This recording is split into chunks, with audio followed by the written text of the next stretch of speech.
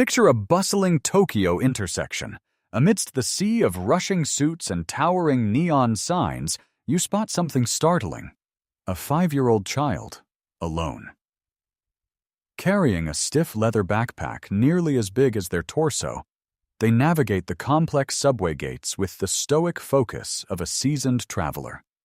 There's no parent in sight, no frantic hand-holding, and no GPS tracker visible. To a Western observer, this looks like a lapse in supervision, perhaps even dangerous. But in Japan, this is the ultimate mark of a successful upbringing. Why is it that Japanese children can navigate the world's most complex cities while their peers elsewhere struggle to tidy their own rooms? Is it just a matter of safety? Or is there a hidden psychological blueprint that we've completely overlooked? Most parents believe independence is something you give a child when they are old enough, but the Japanese philosophy suggests something far more radical. But here's what most adults never stop to think about. True independence doesn't start with letting go. It starts with how you hold on. The sight of a Japanese first grader commuting alone isn't an anomaly. It's a cultural institution.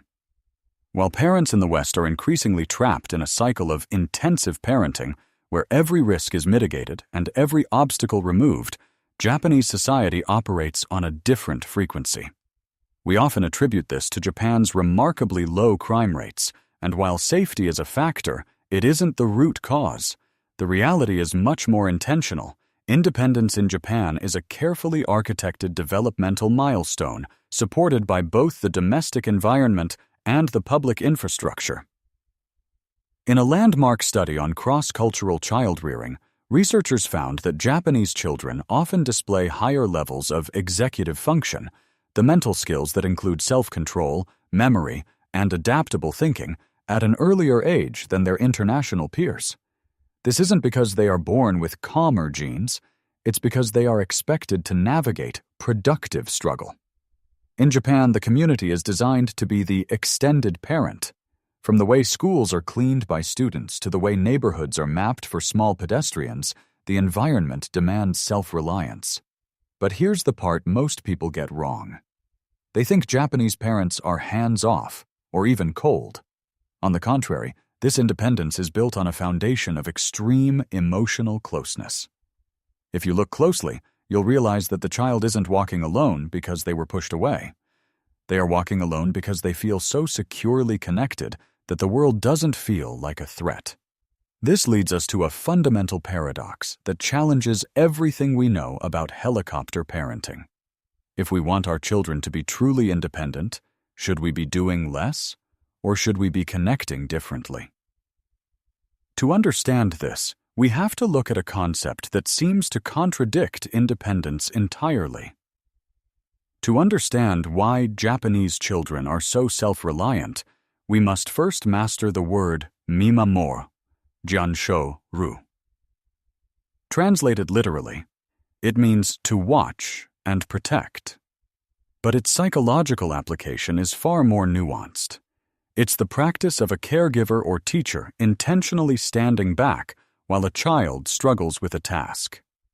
Whether it's a toddler trying to put on a jacket backwards or two preschoolers arguing over a toy, the Japanese adult's first instinct isn't to fix the problem. It's to observe. This isn't neglect. It's a high-level educational strategy. By choosing not to intervene, the adult signals a profound message to the child.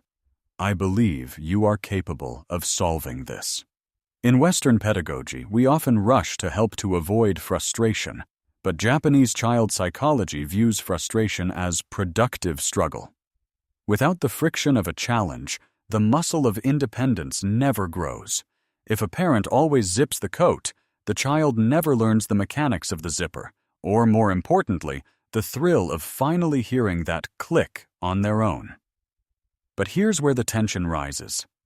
How do you watch your child fail without feeling like a bad parent? Most of us feel an almost physical itch to step in when we see a child struggling. However, in Japanese preschools, teachers are trained to wait. They wait for the child to look for help, to try a different strategy, or even to cry out in frustration. They believe that interrupting a child's struggle is actually interrupting their learning process. This is the part most people get wrong. Mimamoru is not about being hands-off. The moru, protect, part of the word is crucial. The adult is present, providing a safety net of attention. The child knows they are being watched, which provides the emotional security needed to take risks. It's a delicate balance of being close enough to protect, but far enough to allow growth. But as effective as Mimamoru is for physical tasks, how do Japanese children develop the social discipline to behave so perfectly in public? Is it just the fear of shame, or is there a deeper ritualized system at play? To find out, we have to look at how independence is transformed into responsibility through a concept called Shitsuke. While Mimamoru focuses on the adult's restraint, the concept of Shitsuke focuses on the child's integration into society. Often translated as discipline, Shitsuke carries a much deeper meaning in Japanese child psychology. It literally refers to tucking in the hems, or straightening, much like how one prepares a kimono. It's not about punishing bad behavior, it's about modeling a way of being that makes independence functional. In many cultures, independence is viewed as doing what I want, by myself. But in Japan, true independence is doing what is necessary, for everyone. This is why you see Japanese first graders cleaning their own classrooms, serving lunch to their peers, and carrying their own heavy randosaru bags. From an early age, tasks are ritualized. There is a right way to place shoes at the entrance, a right way to open a bento box, and a right way to speak to an elder. But here's what most parents don't realize. These rituals aren't meant to suppress the child's personality. On the contrary, they provide a cognitive framework that reduces anxiety. When a child knows exactly what is expected of them through repetitive, daily rituals, they don't have to constantly look to an adult for instructions. The ritual becomes the boss, not the parent. This frees the child to move through the world with confidence because the rules of engagement are clear. This is where the misunderstanding begins. Western observers often see this as robotic or strict. However, Japanese psychology emphasizes meiwaku, the idea of not being a nuisance to others. By teaching a child to manage their own belongings and emotions, the parent is gifting them social capital. A child who can regulate themselves is a child who is welcomed in public spaces, which in turn allows them to experience more freedom. But if we push a child to be this disciplined too early, don't we risk breaking their spirit? How does a culture that demands so much straightening avoid creating repressed, anxious children? The answer lies in a shocking psychological safety net that exists behind closed doors, a concept called Amae. To the Western eye, the ultimate goal of parenting is to sever the umbilical cord as quickly as possible.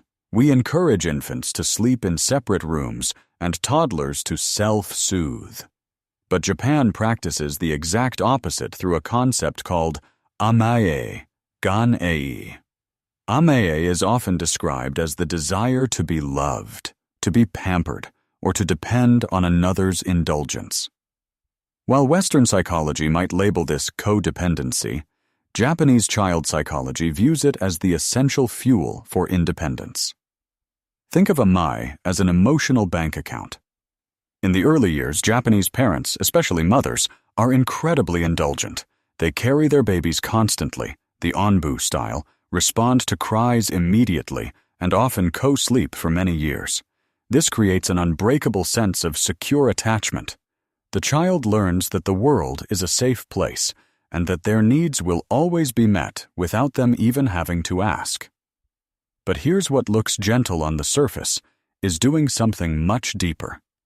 By saturating the child with security early on, the parent actually reduces the child's need to act out for attention later. When a Japanese child steps onto that subway alone at age 6, they aren't doing it out of a desperate need to survive.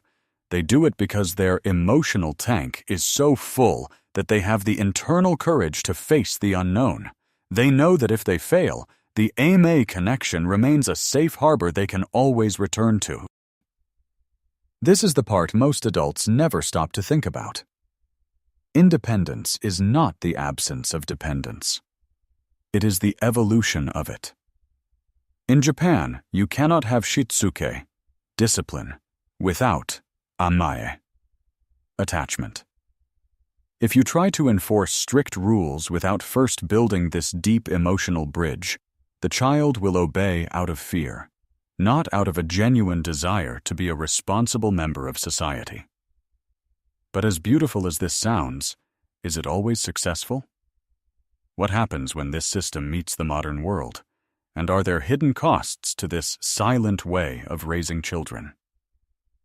As we wrap up this exploration, we need to ask ourselves, which part of this Japanese blueprint can we actually use in our own lives, and which part is a warning? The breathtaking independence of Japanese children isn't a miracle of nature. It's a masterpiece of cultural engineering. By balancing the watchful waiting of Mimamoru, the ritualized structure of Shitsuke, and the deep emotional safety net of Amae, Japanese society proves that self-reliance isn't about pushing children away. It's about giving them a secure enough home that they feel brave enough to leave it. We often worry that by helping too much, we make them weak, or by helping too little, we make them feel unloved. Japan offers a third way: being intensely present while remaining intentionally still. As you watch your own child struggle with a zipper or a difficult social interaction today, ask yourself, am I stepping in to help them? Or am I stepping in to soothe my own anxiety? Sometimes the greatest gift of love is simply to watch, to wait, and to believe. If this deep dive into the Japanese blueprint changed the way you look at parenting, hit that subscribe button and join our community of mindful parents. What's one area where you're going to try watching while waiting this week? Let us know in the comments below. Your experience might be exactly what another parent needs to hear. While the Japanese blueprint offers profound insights into fostering independence, please remember that these practices are deeply embedded in a specific social fabric. Concepts like Mimamoru and solo commuting rely on high communal trust and urban safety that may not exist everywhere. Always prioritize your child's physical safety and your local environment's reality before implementing these strategies. Furthermore, the information provided in this video is for educational and cultural analysis purposes only. It should not be taken as professional medical, psychological, or educational advice. If you have concerns about your child's development, please consult a qualified specialist.